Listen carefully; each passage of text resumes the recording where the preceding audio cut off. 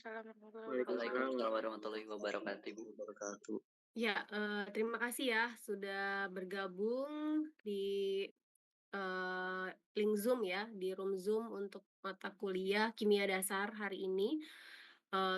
Berhubung hari ini libur ya, harusnya hari ini tuh pertemuan secara offline ya, tapi karena ternyata libur ya, ternyata libur, dan, kita sudah banyak kepotong liburan ya, jadi, eee saya minta kepada PJ, eee, Indra ya untuk, apa namanya,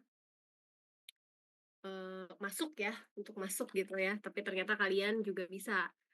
Eee, karena kalau misalkan kita tidak mengadakan perkuliahan, eee, sorry, tadi PJ-nya tuh ini ya, Gatan ya?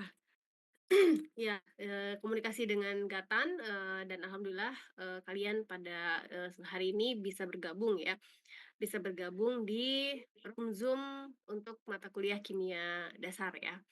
Oke, kita masih sedikit lagi melanjutkan materi kimia dasar terkait dengan kimia inti, zat radioaktif ya. Kemudian nanti baru minggu depan itu masuk ke sesi materi berikutnya ya. Jadi, kita sebetulnya sudah, 4 kali pertemuan ya kalau tidak salah, 4 kali pertemuan, yang sebelumnya dilakukan secara online juga, pada saat bulan Ramadan dan, eee, apa namanya, mungkin nanti di pertemuan ke-6 atau 7 ya itu, eee, apa namanya, sudah masuk ke UTS ya, ujian tengah semester dan kemudian nanti dilanjutkan oleh Bu Yuli dan makanya ini harus ngebut gitu ya, jadi harus bisa selesai supaya nanti, apa namanya, bisa ini, apa namanya, bisa lanjut ke materinya Bu Yuli.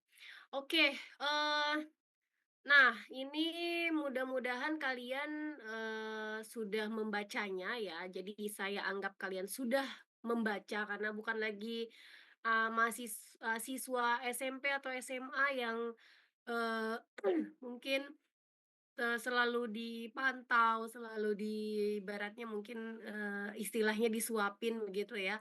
Ketika jadi mahasiswa itu, menjadi lebih, mandiri, lebih apa namanya, banyak improvisasi yang tentunya harus berdasar ya. Jadi kalau misalkan saya sudah pernah menyampaikan bahwa materi ini silahkan dibaca, ya saya anggap kalian memang sudah membacanya tanpa harus diingatkan kembali begitu ya.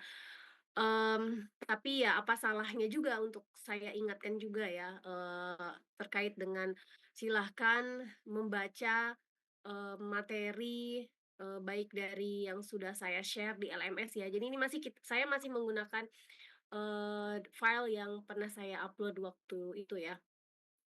Dan bisa juga kalian menggunakan referensi, maksudnya tidak hanya dari file yang saya kirim, tetapi juga kalian bisa membaca dari sumber-sumber referensi lainnya.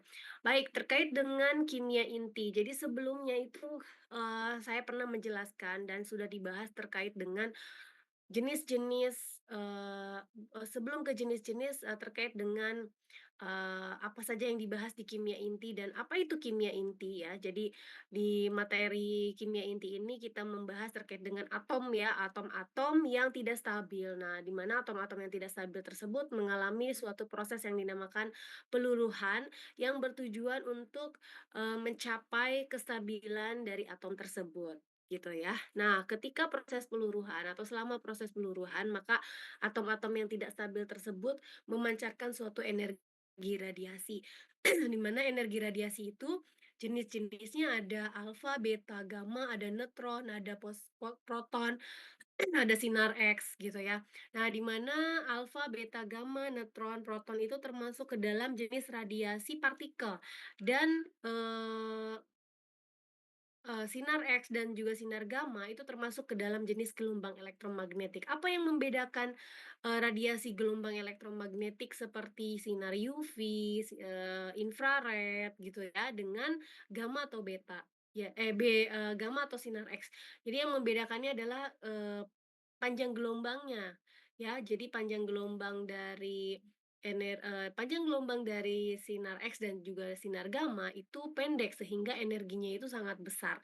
Nah itu ya dan, karena energinya sangat besar maka mereka, memiliki kemampuan untuk mengionisasi kemudian juga, apa namanya, mmm memecah sel dan sebagainya ya dan, eee, apa namanya, maka disebut dengan radiasi pengion. Sedangkan kalau sinar UV sinar UV, sinar tampak, infrared ya, itu tidak termasuk ke dalam jenis radiasi pengion gitu ya. Nah, tentunya perlu difahami juga ya, jadi yang paling penting ketika, mempelajari, atom-atom yang tidak stabil tersebut, maka perlu difahami jenis radiasi apa sih yang dipancarkan dan kemudian, bagaimana sifat dari radiasi tersebut. Jadi ada keunikan ya. Jadi kalau misalkan sebelumnya kalian mempelajari terkait dengan unsur-unsur, atom-atom yang stabil ya atau jenis-jenis unsur, nah ini ada kekhasannya sendiri gitu terkait dengan zat-zat, atau atom-atom yang tidak stabil atau dikenal dengan istilah radionuklida atau radioisotop seperti itu ya atau, zat radioaktif dan, itu flashback, kepada materi yang sebelumnya ya. Nah kemudian, tentu yang paling penting juga dari mana sih zat-zat radioaktif tersebut gitu bisa didapatkan. Nah jadi, tadi saya sebutkan bahwa ada jenis-jenis radiasi yang dipancarkan oleh zat radioaktif atau radionuklida atau unsur radioaktif gitu selama mengalami proses peluruhan. Nah, hari ini saya akan menjelaskan terkait dengan dari mana sumber-sumber radioaktivitas tersebut gitu ya. Nah, sumber-sumber radioaktif itu bisa dihasilkan dengan 2 cara. Yang pertama adalah dengan cara alamiah dan, yang kedua adalah dengan cara buatan. Nah, zat-zat radioaktif, dengan cara alamiah saya mungkin diawali dari buatan dulu ya, karena di sini tertulis dengan dari buatan ya. Nah, zat-zat radioaktif buatan tentunya memang ini sengaja dibuat ya untuk, apa namanya, untuk keperluan tertentu gitu. Misalkan untuk, kedokteran ya, sebagai, obat gitu ya, sebagai, untuk mendiagnosa suatu penyakit gitu ya. Atau memang sengaja dibuat misalkan untuk kebutuhan-kebutuhan seperti dalam bidang industri pertambangan, itu bisa juga industri perminyakan, kemudian juga digunakan untuk, industri lainnya gitu ya, bidang pangan. Nah itu, apa namanya, memang zat radioaktif tersebut sengaja dibuat gitu ya, memang belum ada secara alamiah atau mungkin secara alamiah pun ada tapi dalam jumlah sedikit. Maka untuk mendapatkannya harus disintesis namanya, dibuat.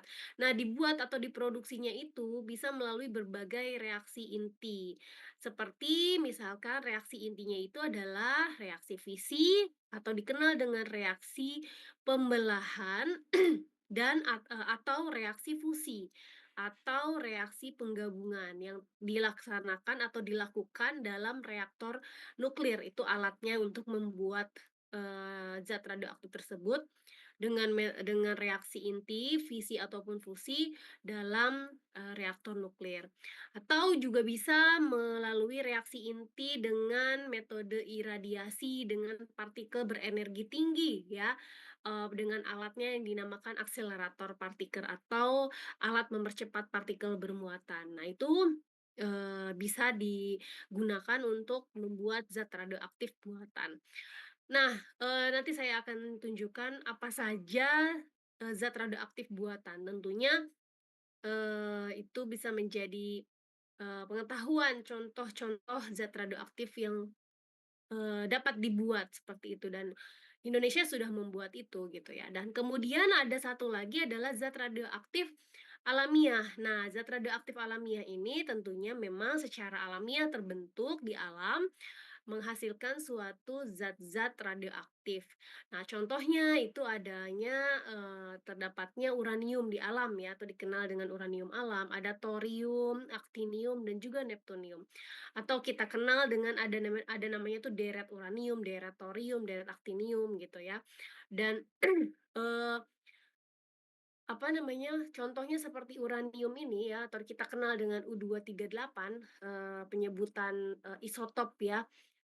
Mungkin kalian bisa baca-baca lagi ya, saya sudah menjelaskan apa yang dimaksud dengan isotop gitu ya, isoton, isomer gitu ya. Nah, isotop uranium-238 itu, termasuk ke dalam zat radioaktif alamiah, yang memiliki waktu paruh yang sangat panjang, yaitu sekitar 4,5 miliar tahun. Jadi 4,5 miliar tahun itu apa? Itu adalah waktu paruh yang digunakan, oleh zat radioaktif uranium untuk meluruh ya, meluruh, menghasilkan suatu zat radioaktif yang baru dan stabil stabil selama maksudnya menjadi stabil menjadi PB206. Itu selama 4,5 miliar tahun, bayangkan ya, jadi sangat lama sekali dan uranium ini mengalami suatu reaksi inti tentunya selama proses peluruhan atau dikenal dengan istilahnya, reaksi inti apa namanya, reaksi peluruhan spontan ya. Jadi secara spontan, secara alamiah gitu ya, meluruh gitu ya, meluruh kemudian setiap proses peluruhan akan membentuk suatu zat radioaktif yang baru dan memancarkan suatu energi radiasi. Nah, itu ya. Nah, kemudian itu tadi ya, ada yang terbentuk bersamaan dengan terbentuknya bumi, seperti uranium, ataupun memang, zat radioaktif alamiah ini dihasilkan berdasarkan hasil interaksi antara sinar kosmik dari angkasa luar dengan unsur-unsur ataupun, tanah. Contohnya misalkan ada, karbon 14 ya, nitrogen 14 dan sebagainya. Oke, kemudian, eee ini adalah contoh ya, bagaimana uranium itu bisa meluruh selama 4,5 miliar tahun, itu stabil menjadi Pb206. Kemudian kalau deret aktinium, terjadi pada U-235, itu akan stabil menjadi Pb207. Jadi ketika sudah menjadi Pb206, Pb207, itu sudah tidak meluruh lagi, jadi sudah stabil. Deret thorium juga sama, meluruh, menjadi Pb208. Terakhir juga ada neptunium meluruh menjadi Pb209. Nah, jadi di alam pun terdapat isotop timbal dengan nomor atom dan nomor atom yang berbeda-beda, seperti itu ya. Oke, kemudian, eee ini adalah skema peluruhan dari uranium, thorium, dan juga U-235 ya, U-238 dan U-235. Nah, ini seperti ini gambarannya di mana panah-panah ini yang membedakan ada warna biru dan warna hijau. Ini menunjukkan adalah paparan yang dihasilkan dari proses peluruhan uranium, uranium-238, thorium, 232 ataupun U-235, uranium-235. Ya, jadi kalau kalau kalian lihat di sini, bahwa, eee, apa namanya, dalam peluruhan U-238, baik U-238, U-235 ataupun thorium-232 itu menghasilkan radon dan juga radium ya, radon, gas radon, Rn, dan juga radium ya. Jadi, menghasilkan radon dan juga radium ya. Dan kemudian, proses peluruhannya itu menghasilkan energi radiasi yang paling, banyak adalah alfa ataupun beta ya. Jadi, inilah, apa namanya, proses peluruhan. Tetapi selain itu juga ada unsur radioaktif yang menghasilkan, gamma juga ya, namun ini belum tertulis ya.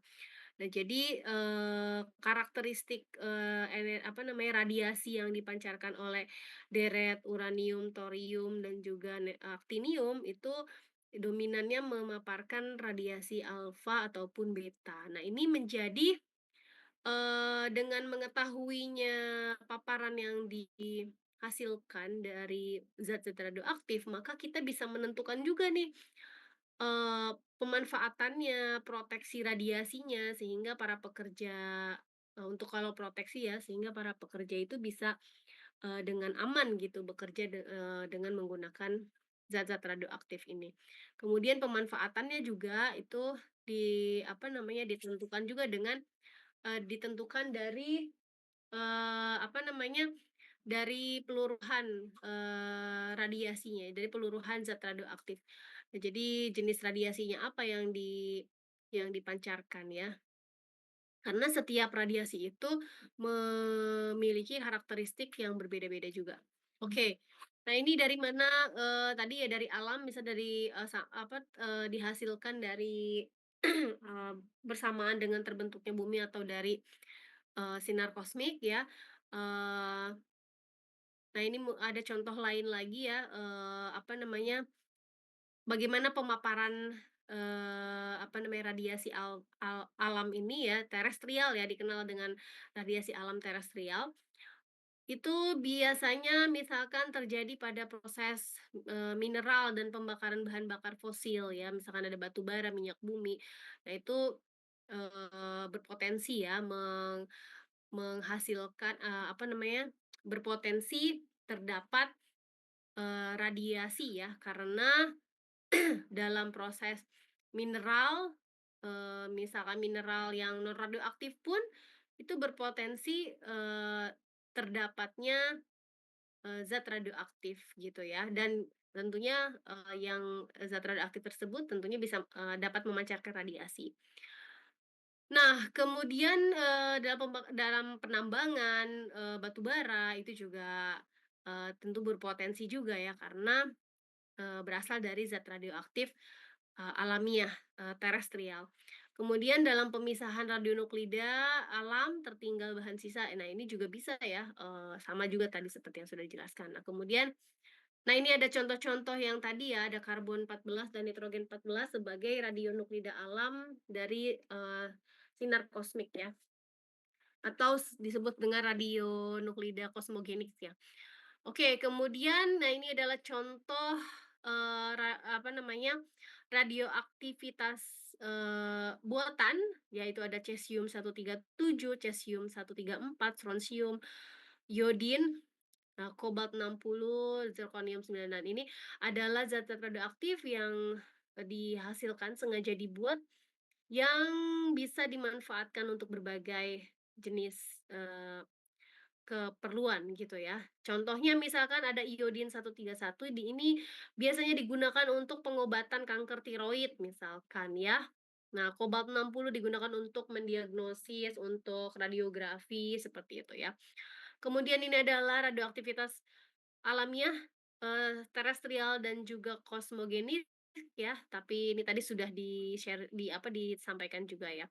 Nah ini disebutkan di sini dan anak cucu luruhannya, karena memang tadi kalian bisa lihat ya di bagian ini, banyak sekali ya, deret uranium ini selama 4,5 miliar tahun itu menghasilkan anak cucu luruh yang banyak dan terakhir menjadi PB. Atau ya memang, peluruhan itu dikenal biasanya kalau zat radioaktif yang, awal meluruh dikenal dengan induk radioaktif, sedangkan, turunan-turunannya disebut dengan anak cucu luruhnya. Oke, nah ini ada oh ya tadi sudah, ini juga sudah, tadi sudah dijelaskan. Nah, jadi bahan radioaktif ini dapat dijumpai ya secara alamiah di dalam tanah tadi sudah di ini ya, jadi di air ketika kita main air ya berpotensi juga kita terpapar zat radioaktif. Jadi kita hidup sekarang juga, misalkan kalau kita menempelkan detektor dalam tubuh kita, kemungkinan, terdeteksi radiasi dalam tubuh kita karena memang tadi, sumber radiasi itu bisa ditemukan di alam, begitu ya. Oke, tapi itu tidak perlu takut ya, karena radiasi alam itu memang aktivitasnya itu biasanya kecil ya, seperti itu. Nah, contohnya mungkin kalau di Indonesia itu, ada daerah-daerah yang memang tanahnya itu mengandung zat radioaktif seperti uranium gitu dan turunan-turunannya seperti contohnya di daerah, yang saya ketahui itu di daerah Kalimantan Barat ya, ada di Sintang, kemudian juga Sumatera, ada di Sulawesi juga ya, daerah Mabuju itu ya. Jadi memang itu adalah, eee, secara alamiah gitu, terbentuk memang secara alamiah di alam gitu ya, dan Bagaimana caranya kalau misalkan kita sudah terlanjur tinggal di tempat yang memang mengandung tanahnya tuh mengandung zat radioaktif? Ya tentunya harus dilakukan pemantauan secara terus-menerus, secara berkala gitu ya untuk, memantau, juga yang dipantau itu tidak hanya tanah ya, tapi juga, apa namanya, masyarakat yang tinggal di situ. Jadi, ya minimal dipantau, dideteksi gitu ya dengan menggunakan detektor berapa paparan radiasi yang ada di tubuh masyarakat yang tinggal di yang mengandung di tanah yang mengandung zat radioaktif seperti itu ya. Dan itu sudah diatur juga sih dalam, peraturan Bapeten ya, berapa, curie, becquerel ya, eee, paparan radiasi terhadap manusia gitu ya, masyarakat ya, itu ada aturannya ya, yang memang tentunya sudah melalui kajian berdampak atau tidak gitu ya. Oke, nah, yang tadi saya sebutkan ya ada radioaktif seperti yang alamiah ya, saya jelaskan dulu yang alamiah. Jadi yang alamiah itu tadi kan ada uranium, ada radon, radium, kemudian juga ada, apa, thorium gitu ya, neptunium. Nah, bagaimana bisa masuk ke dalam tubuh ke manusia ya. Jadi, kalau misalkan kalian belajar ya, di bagian nah mungkin sebelum ke bagaimana pemaparannya terhadap tubuh, perlu diketahui juga sifat-sifat dari jenis radiasi tersebut ya. Nah ini, contohnya misalkan ada alfa. Nah alfa ini dia, termasuk ke dalam jenis radiasi yang daya tembusnya itu pendek. Jadi jangkauan tembusnya itu pendek, sehingga ketika dihalangi oleh kertas, itu akan terhalang ya, akan terhalang. Jadi, tidak akan menembus kertas tersebut. Apalagi tubuh manusia gitu kan, kalau udah ada zat radioaktif, yang memancarkan radiasi alfa, terus kita duduk di situ misalkan ya, nah itu maka tidak akan terpapar ke tubuh karena memang daya tembusnya itu pendek sehingga terhalang, nggak akan masuk ke tubuh gitu ya. Walaupun, eee, apa namanya, kita maksudnya kita diem aja tuh nggak akan, terpapar. Diam tuh dalam artian tidak berinteraksi ya. Nah, kalau radiasi beta itu daya tembusnya masih, eee, middle lah gitu ya, jadi bisa terhalang oleh plastik. Gamma dan sinar X itu bisa terhalang oleh, timbal ya. Jadi kalau misalkan, apa namanya, saya sedang duduk gitu kan, kemudian saya tidak menyentuhnya, tidak menyentuh sumber radioaktif pemancar gamma atau sinar X, maka kemungkinan saya bisa terpapar oleh sinar gamma atau sinar X gitu. Kalau misalkan ada sumber radioaktif di situ ya, sumber radiasi dari zat radioaktif pemancar gamma ataupun sinar X. Jadi walaupun saya tanpa adanya interaksi, itu saya bisa terpapar gitu ya. Apalagi kalau ada neutron, lihat aja neutron tuh paling jauh ya, daya tembusnya. Jadi begitu ya, jadi itu makanya, dikenal bahwa gamma, sinar X, dan juga neutron termasuk ke dalam jenis radiasi, eksternal. Artinya yang memiliki bahaya eksternal, karena bisa terpapar ke tubuh manusia melalui eksternal, artinya tidak harus masuk dulu ke dalam tubuh melalui 3 jalur ya, 3 jalur tuh apa saja, melalui mulut, hidung, ataupun kulit. Tapi, itu bisa terpapar gitu ya, walaupun tidak melalui 3 jalur. Nah, itu disebut dengan jenis radiasi eksternal dan juga memiliki bahaya radiasi eksternal. Sedangkan kalau alfa dan beta termasuk ke dalam jenis radiasi internal yang memiliki bahaya radiasi internal juga. Karena memang yang tadi saya sudah jelaskan bahwa ketika ada sumber radioaktif pemancar alfa ataupun beta, kalau kita nih misalkan saya sedang duduk walaupun saya tidak menyentuh kalau saya tidak menyentuhnya, maka saya tidak akan terpapar. Menyentuh tuh dalam artian kalau saya tidak menggunakan alat pelindung diri ya, maka saya tidak akan terpapar. Tapi kalau misalkan, saya memang menyentuhnya, kemudian menghirup, tidak sengaja terhirup, kemudian tidak sengaja tertelan, maka apa namanya, akan masuk ke dalam tubuh gitu ya. Karena memang tadi karena daya tembusnya pendek, maka harus sengaja dimasukkan dulu gitu ya. Kalau nggak pakai APD ya pasti akan terpapar atau terkontaminasi. Oke, nah ini ya tadi sudah dijelaskan juga, silahkan nanti dibaca ulang. Makanya karena radiasi alfa dan beta itu memiliki daya tembus yang pendek, maka kemampuan daya ionisasi partikel alfa itu sangat besar ya dibandingkan dengan beta gamma sinar X ataupun neutron. Tetapi kalau, eee, apa namanya, karena, neutron, sinar X dan juga gamma yang memiliki daya tembus yang jauh ya, maka daya ionisasinya kecil gitu ya. Oke, ini silahkan nanti dibaca, ini ada beberapa rangkuman, bahwa di sini contohnya misalkan ada alfa, pernah dijelaskan juga bahwa, apa namanya, eee ini nomor nomor massa ya, nomor massanya 4, nomor, muatannya itu 2.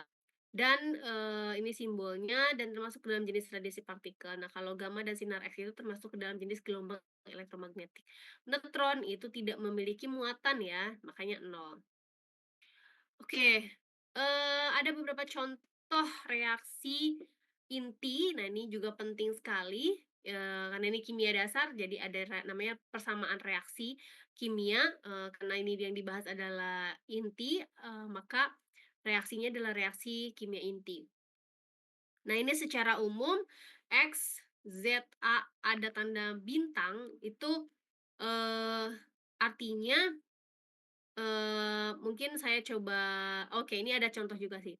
Nah, kalian bisa bedakan, kalau yang ini adalah persamaan reaksi inti suatu zat radioaktif yang memancarkan radiasi gamma. Nah, kemudian kalau yang nomor 2 contoh reaksi kimia inti, zat radioaktif yang memancarkan beta.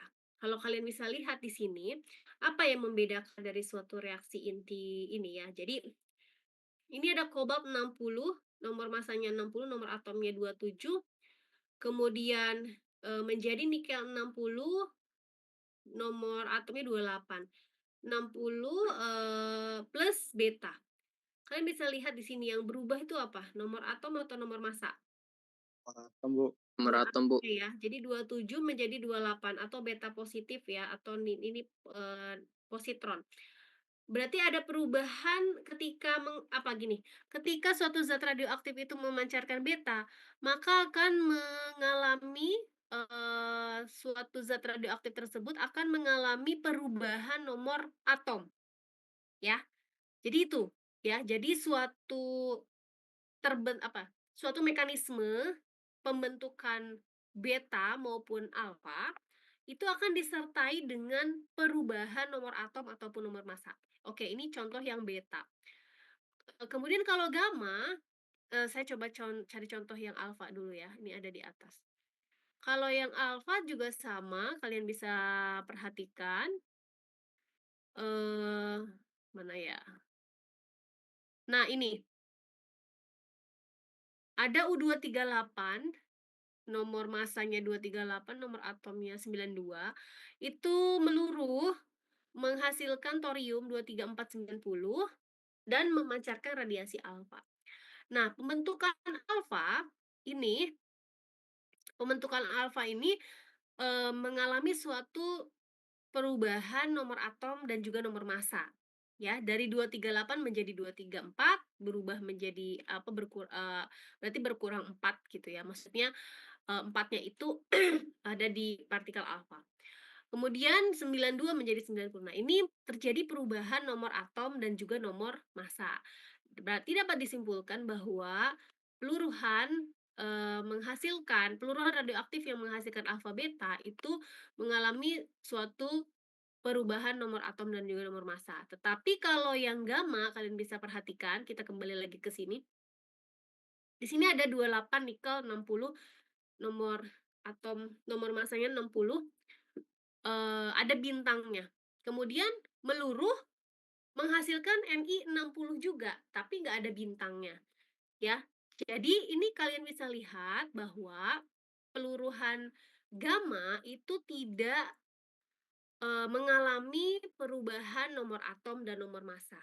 Sinar X juga sama, jadi tidak mengalami perubahan nomor massa dan juga nomor atom. Lalu apa? Nah, bedanya. Nah ini, 60 bintang ini artinya menandakan bahwa terjadi perpindahan atau apa namanya, terjadi perpindahan elektron, ya.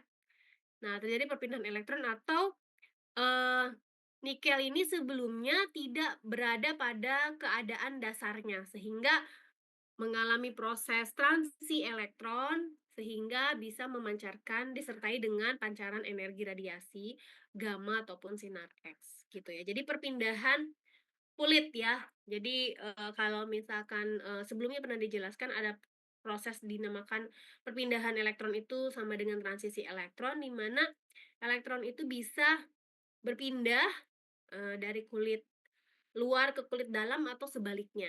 Kenapa terjadi perpindahan? Ya karena memang setiap atom pada setiap, atom itu terdiri dari inti atom dan dikelilingi oleh elektron yang berada pada orbit atau pada jalur lintasannya, sesuai dengan prinsip Pauli ya, jadi ada 2n². Nah, jadi kalau misalkan setiap kulit itu contohnya misalkan kulit K itu ada 2, 28 dan seterusnya gitu ya.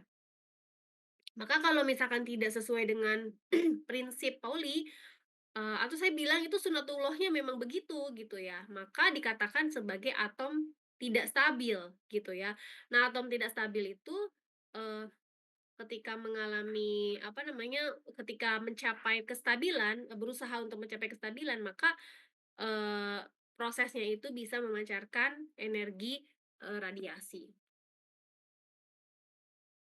Ini juga sama ya, pemancar gamma, kobalt 60, kalian bisa lihat kalau saya minta kalian tuliskan, reaksi inti pemancar, reaksi inti yang menghasilkan sinar gamma, tuliskan reaksi inti yang menghasilkan sinar alfa. Nah itu jadi, perbedaannya tadi sudah saya tunjukkan tadi itu ya. Jadi kalian bisa menuliskannya seperti itu.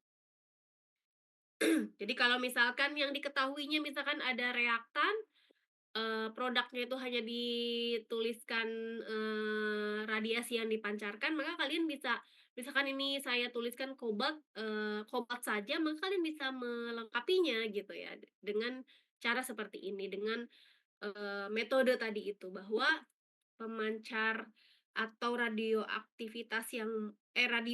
yang meluruh menghasilkan alfa ataupun beta, mengalami suatu perubahan pada nomor atom ataupun nomor massa. Oke, ini pembelahan spontan. Memang pembelahan spontan tadi sudah saya singgung juga itu bisa terjadi pada nuklida yang sangat besar. Nuklida sangat besar membelah diri menjadi 2 nuklida yang masanya hampir sama disertai dengan pelepasan neutron. Nah ini ya, jadi tadi kan ada pemancar, suatu reaksi inti yang menghasilkan alfa, beta, gamma. Nah ini ada suatu zat radioaktif yang meluruh yang menghasilkan neutron, seperti yang terlihat di sini. Ada juga pemancar neutron yang lain itu seperti yang tertulis di slide yang bisa kalian lihat. Ada juga pancaran neutron terlambat, artinya neutron itu dihasilkan tidak langsung, berasal dari unsur radioaktif, eee yang meluruh, langsung menjadi neutron gitu. Kalau ini kan langsung meluruh jadi neutron. Ada juga yang seperti ini, jadi beta dulu terus kemudian baru neutron. Seperti tadi yang gamma ya, itu, berawal dari, peluruhan zat radioaktif yang memancarkan beta terlebih dahulu, kemudian baru setelah itu, memancarkan sinar gamma.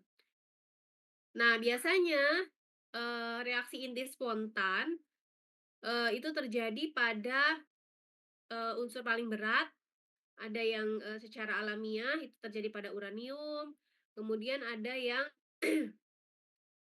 oke, ini ada unsur-unsur dengan Z lebih dari 92 yang dikenal dengan unsur buatan dihasilkan dari penembakan inti dengan proton, partikel alfa, dan sebagainya.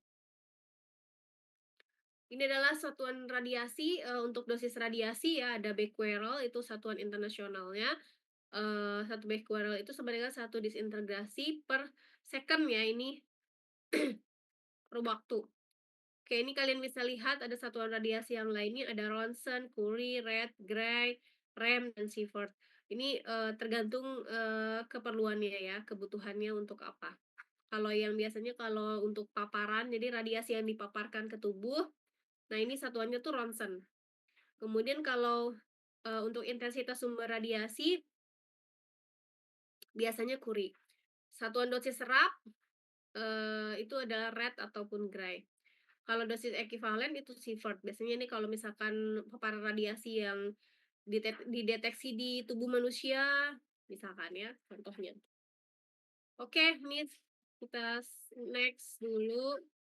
Nah, ini adalah suatu reaksi berantai, contohnya ya gambarannya bahwa suatu zat radioaktif secara buatan itu bisa peroleh dengan melalui suatu reaksi inti, nah di mana reaksi inti itu bisa reaksi fisi ataupun reaksi fusi. Nah, ini adalah contoh pembentukan zat radioaktif, berdasarkan reaksi fisi atau reaksi pembelahan. Nah, atau dikenal dengan reaksi berantai ya. Nah, ini jadi awalnya misalkan, eee, ada zat radioaktif, tadi ya, misalkan ada induk radioaktif kemudian meluruh menjadi, apa namanya, zat radioaktif, berikutnya, disertai dengan neutron dan juga ada energi yang dihasilkan. Nah, jadi ini ya, reaksi kritik dikenalnya itu misalkan terjadi ketika reaksi fisi yang cukup terjadi agar reaksi berantai berlangsung. Reaksi berantai berlangsung itu maka, artinya adalah ada neutron yang terbentuk, eee, sama dengan neutron yang digunakan, dikurangi dengan energi inti atau nuklir. Sedangkan reaksi superkritik itu ketika kelebihan neutron yang dihasilkan dan laju reaksi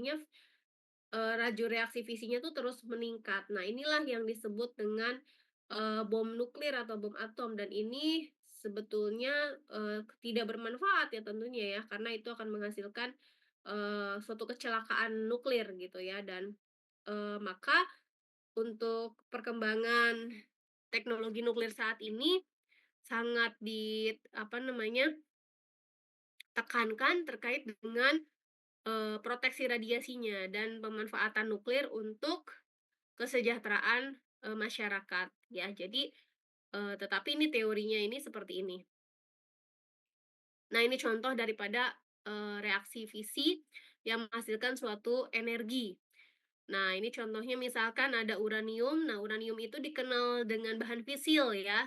Ini adalah reaksi fisinya. Nah, bahan fisil ini akan dibelah dengan menggunakan neutron, kemudian menghasilkan kripton, barium, dan juga menghasilkan neutron. Nah, neutronnya ini adalah 3 ya, ada 3 neutron, plus energi yang dihasilkan. Nah, energi yang dihasilkannya itu untuk pemecahan satu atom saja bayangkan ya, unsur itu terdiri dari ribuan atom. Nah, dari satu atom uranium saja itu menghasilkan energi 200 miliar elektron volt, ya. Kalau membelah uranium sebanyak 100 gram, itu bisa menghasilkan energi yang sama besarnya dengan yang dihasilkan 80 triliun ton TNT. Ya artinya, eee, kalau dilihat dari sini, uranium ini bisa digunakan untuk energinya itu untuk pembangkit listrik tenaga nuklir. Jadi memang sebetulnya sangat, eee, apa namanya, tidak membutuhkan bahan baku yang banyak gitu, dengan satu atom aja bisa dapat 200 miliar elektron volt gitu energinya. Nah ini ya tadi yang sudah dijelaskan. Jadi, eee, uranium yang apa tadi, dibelah oleh neutron itu biasanya terjadi, suatu pembentukan, neutron yang tidak terkendali gitu ya. Bagaimana sih caranya supaya terkendali? Ya neutron yang terbentuknya ini nanti diserap nih, ya. Supaya, kalau misalkan ini terbentuk 3 maka ini kan akan terus terjadi suatu reaksi fisi terus kan, akan menumbuk, zat radioaktif yang ada di sini yang terbentuk gitu. Sehingga tentu akan menghasilkan suatu reaksi seperti ini yang berkali-kali. Nah, ini salah satu contoh reaktor nuklir, gambarannya tuh seperti ini. Reaktor itu kan sebetulnya suatu tempat untuk mereaksikan zat gitu ya. Nah, tapi karena ini reaktor nuklir, ya maka maksudnya yang direaksikan itu adalah nuklir, ya maka disebut dengan reaktor nuklir. Dan tentunya dalam reaktor nuklir itu ada beberapa yang perlu diperhatikan, misalkan ada pendingin ya, karena tadi menghasilkan energi yang sangat besar sekali.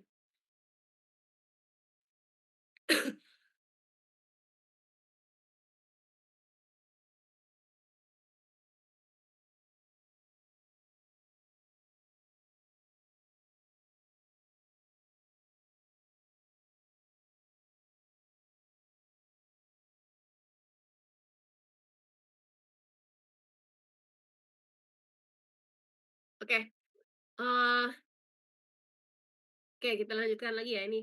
Ada energi fusi. Jadi, reaksi inti yang digunakan untuk memperoleh, apa namanya, eee, zat radioaktif buatan tadi itu bisa dengan cara reaksi fusi, reaksi penggabungan.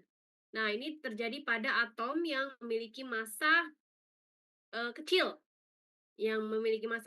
terus digabung, kemudian menghasilkan suatu, energi, juga gitu ya. Contohnya misalkan reaksi fusi yang terjadi di dalam matahari. Nah, dalam matahari itu terjadi penggabungan atom-atom hidrogen menjadi helium. Nah, ini juga bisa secara buatan gitu ya, dibuat, eee, reaksi fusi antara isotop hidrogen, hidrogen 3 dengan hidrogen 2 dan menghasilkan helium disertai dengan, neutron ya, dan disertai dengan energi yang, besar juga ya.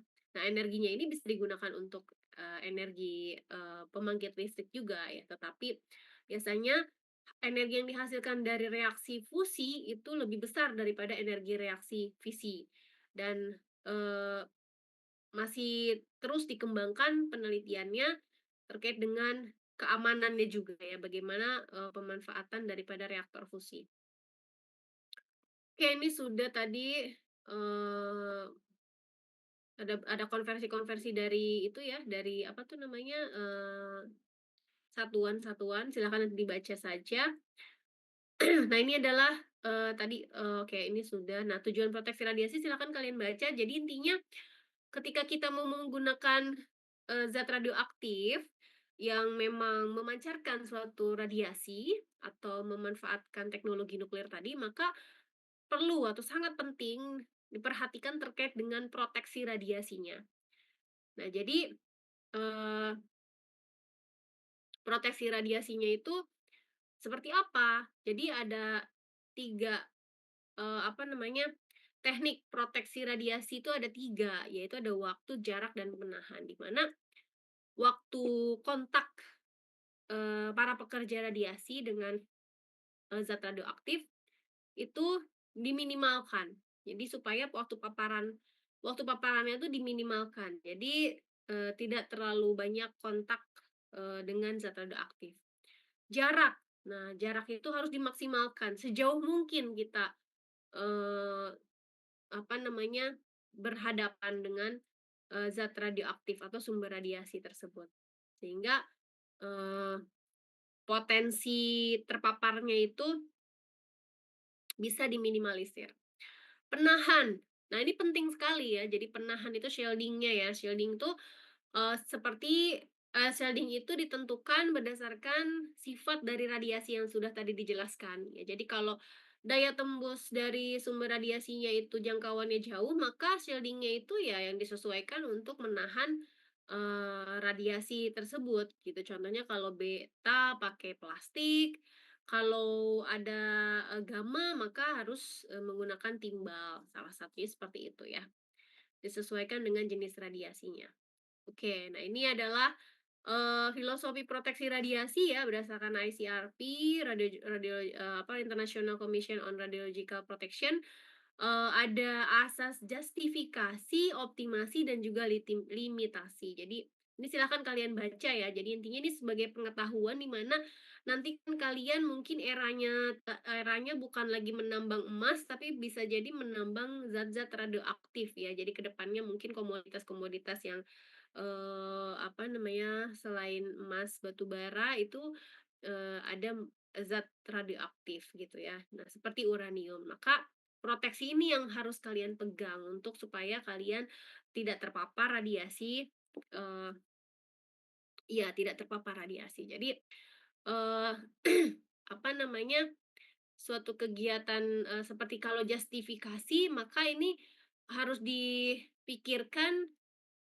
Eee, apa keuntungannya? Jadi, manfaatnya itu lebih besar dibandingkan resikonya. Ya, tadi saya sebutkan bahwa ada bahaya internal, bahaya eksternal. Nah, setiap zat radioaktif yang memancarkan jenis radiasi tentu semuanya berbahaya. Tetapi gimana tuh bahayanya biar bisa, maksudnya kita tahu itu bahaya, tapi kita pengen memanfaatkan itu, ya tentu harus diturunkan resikonya tuh bisa kita turunkan gitu ya. Jadi, eee, kalau tadi contohnya misalkan, ada reaksi fisi. Nah, reaksi fisi terkendali dan tidak terkendali. Nah, kalau misalkan ternyata yang tidak terkendali itu menghasilkan resiko yang lebih besar, ya tentunya untuk apa kita lakukan, gitu kan. Nah, maka, eee, kita lakukan adalah dengan memanfaatkan reaksi fisi yang terkendali, contohnya misalkan untuk pembangkit listrik tenaga nuklir, contohnya seperti itu. Tapi kalau untuk hal-hal yang memiliki resiko yang besar, memakan korban dan sebagainya, maka itu, eee, tidak perlu dilakukan, gitu ya. Untuk semua hal sebetulnya, bukan hanya untuk pemanfaatan teknologi nuklir aja. Begitu juga untuk, paparan radiasi, yang kedua ya, apa namanya, filosofinya itu yang kedua adalah paparan radiasinya itu diusahakan pada tingkat serendah serendah mungkin. Jadi optimasi, jadi mempertimbangkan faktor ekonomi dan juga sosial. Jadi sebaiknya, manusia yang bekerja eee, yang berhubungan dengan radioaktif itu sebaiknya, eee, apa, eee, di diusahakan gitu ya, tidak terpapar terlalu banyak, gitu ya. Jadi tadi makanya ada waktu, jarak, shielding, ya, penahan. Jadi waktunya itu sesingkat mungkin kalau bisa ya. Jadi jangan lama-lama berhubungan dengan zat radioaktif. Biasanya seperti itu. Kemudian dari, dosis perorangan. Nah, ini juga tidak boleh melampaui batas yang direkomendasikan oleh ICRP itu kalian bisa download juga ya. Jadi ada azas justifikasi, azas optimasi, dan azas limitasi. Nah, ini, eee, apa namanya, seperti itu ya. Jadi Ibu dulu pernah menjadi, namanya istilahnya tuh maksudnya harus, ujian dulu ya, ujian untuk mendapatkan permit ya, seperti lisensi gitu ya. Nah, lisensi sebagai, namanya itu PPR. Nah, itu petugas proteksi radiasi. Jadi yang punya, eee, wewenang untuk, membolehkan mengatur apakah suatu kegiatan itu aman, tidak apa, semua kegiatan aman, apa namanya, pekerjanya itu yang terlibat di situ itu apa namanya, eee, mendapatkan paparan yang tidak banyak gitu ya, paparan radiasi yang tidak banyak, kemudian pokoknya intinya memastikan bahwa proteksi radiasi di situ memang diterapkan dengan baik dalam kegiatan pemanfaatan teknologi nuklir. Nah, mungkin nanti kalian juga bisa ya, kalau misalkan sudah lulus, kalau pengen, mendapatkan sertifikasi lain selain dalam bidang pertambangan, kalau memang nanti ada yang, risetnya ke arah kenukliran, nah itu bisa, apa namanya, ikut, eee, apa namanya, ikut sertifikasi lanjut begitu ya. Dan itu apa, ada ya, ada pelatihannya banyak ya. Silahkan nanti itu tapi itu, pengetahuan-pengetahuan terhadap tadi, unsur radioaktif seperti itu ya. Nah, ini adalah jenis-jenis penahan yang direkomendasikan ya, kalau apa tadi nggak perlu kita pakai penahan, yang penting kalian kalau misalkan, berhadapan dengan zat radioaktif yang menghasilkan sinar alfa, ya cukup dengan, alat pelindung diri seperti jas lab, masker, atau sarung tangan seperti itu ya. Kalau, partikel beta energi tinggi, nah ini maksudnya apa? Ada beta energi tinggi dan energi rendah. Artinya kalau beta energi tinggi itu biasanya selain, bisa memancarkan radiasi beta, juga ternyata bisa menghasilkan radiasi gamma, seperti tadi kayak kobalt. Kobalt, menjadi nikel ya, nah itu kan disertai dengan peluruhan beta dulu, baru berikutnya peluruhan menghasilkan radiasi gamma. Nah, maka proteksinya itu harus double berarti ya, berarti harus pakai timbal, karena timbal itu bisa menyerap radiasi gamma, ataupun beton, ataupun, juga besi. Kalau neutron, nah ini biasanya lebih protektif lagi gitu ya. Biasanya dilengkapi dengan timbal juga, dengan beton juga, kalau timbal udah, pasti tembus ya, maksudnya dengan beton, air, eee dan juga dikombinasikan dengan boron. Nah, biasanya kalau bahan-bahan ini nih digunakan untuk, eee di reaktor nuklir ya. Nah, biasanya karena kan, membutuhkan neutron, itu tadi neutronnya kan harus diserap tuh, dikendalikan gitu ya. Oke, ini silahkan dibaca nih yang ke bawah ini pengetahuan terkait dengan proteksi radiasinya. Nah, ini adalah bagaimana ketika, paparan radiasi tersebut ke tubuh manusia, apa sih yang terjadi, reaksi kimianya tuh gimana gitu ya. Nah ini, secara, singkat bahwa, tubuh manusia yang terpapar radiasi itu akan menyerap energi dan penyerapannya dilakukan oleh sel yang ada di dalam tubuh. Nah kemudian penyerapannya itu sangat singkat sekali, sekitar 10-16 detik. Nah ini gambaran reaksinya, jadi nanti ion-ion tersebut itu ion-ion yang terbentuk ini contohnya ada H2O plus ya, ini adalah ion, ini bersifat reaktif dan kemudian akan menyerang molekul lainnya yang ada dalam tubuh kita. Dan akan terjadi proses ionisasi sekunder, tersier, dan seterusnya. Sehingga ketika ion-ion reaktif tersebut dan akan bereaksi, berionisasi, nah itu akan mengalami suatu proses kerusakan molekul air. Kenapa air? Karena dalam tubuh kita itu kan dominan terdapat air ya. Nah, ini adalah contoh reaksi lebih lanjutnya di mana tadi, air air apa, ion air tersebut kemudian menjadi berionisasi kemudian menghasilkan apa tuh namanya, ion-ion radikal ya. Ini ada OH plus, OH bintang tuh maksudnya radikal dan itu akan menghasilkan, suatu, contohnya itu bisa menghasilkan H2O2. Nah, ini H2O2 itu kan bersifat toksik ya, racun. Nah, itu adalah bagaimana tubuh kita terpapar radiasi kalau, terpapar radiasi ya. Jadi seperti itu mekanisme reaksinya.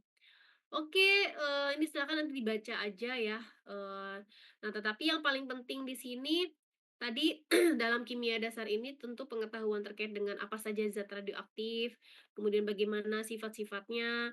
Nah ini adalah, ada tugas juga ya, ini ada, sulfur, nah ini seperti yang tadi Ibu sampaikan ya, ini menghasilkan, apa namanya, eee reaksi inti ini ya, reaksi ini menghasilkan isotop baru dan juga menghasilkan energi radiasi yang dipancarkannya.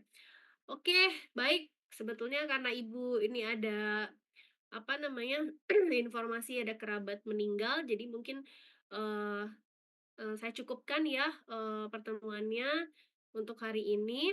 Ini ada beberapa tugas, silakan nanti diselesaikan. Kalau ini silakan ditulis aja di kertas, tapi ada tugas juga yang sudah saya share di LMS, apakah sudah diterima, yang ada di LMS?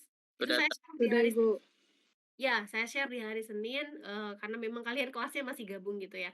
Nah itu silakan, fokus pada radiasi alam dan juga buatan, silakan diskusikan secara berkelompok, kemudian nanti tugasnya itu kalian tulis, tetap tulis, diketik dalam, PPT Nah, tetapi nanti pengumpulan tugasnya itu, eee, diunggah tapi bukan diunggah ya, ditulis di LMS dalam bentuk online text. Jadi tidak perlu mengupload atau mengunggah file PPT-nya. Cukup kalian misalkan mengcopy dari tugas yang sudah kalian buat dalam PPT, kemudian dipastekan, ditempel di LMS, gitu ya. Dan walaupun pekerjaannya secara berkelompok, tapi kalian mengumpulkan tugasnya adalah secara individu dari hasil yang kalian diskusikan, tentunya dengan gaya tulisan yang mungkin bisa berbeda-beda. Baik, saya rasa pertemuan hari ini, kalau misalkan ada pertanyaan silahkan nanti, bisa bertanya lewat, LMS ataupun apa namanya, WA. Sebelumnya saya minta kalian untuk, absen dulu ya, absen. Bentar nih, saya coba screenshot dulu deh. Tunggu ya, jangan boleh deh diaktifkan kamera. Baik, Kak. Oke, kita sebagai bukti kehadiran dulu ya, sebentar, 1, 2, 3.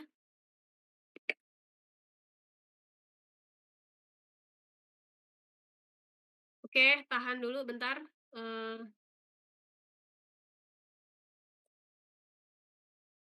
satu lagi.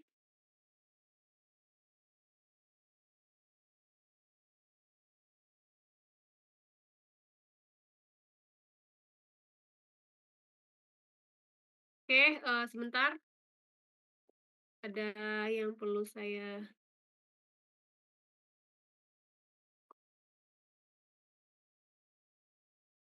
oh ya, cukup cukup. Oke, baik,